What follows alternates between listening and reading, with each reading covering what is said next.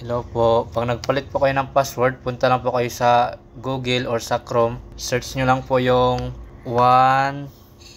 192.168.8.1. Nandyan din po yan sa sticker nyo. Then search nyo po. Lalabas po dyan yung username at saka password po. Sa username po, lagay nyo lang admin. Tapos yung password nya po, nandyan din po yan sa sticker. Sa baba lang po yan ng user admin. I-input nyo po. Pagkatapos nyo po, sign in nyo lang po. So may napansin nyo po sa gilid, may tatlong lane sa may gilid po ng sign out. Pindutin nyo lang po yan. Then Wi-Fi settings po. Then another Wi-Fi settings. So ayan po yung lalabas. May tatlong connection po dyan. Yung isa po is 2.4. Then yung isa po is 2.2.4. Yung last po is yung 5. So sa 5 po kayo magpalit kasi 5G connection po tayo. Palitan nyo lang po yung Wi-Fi name, yung SSID. Yan, kung ano pong name ilalagay nyo.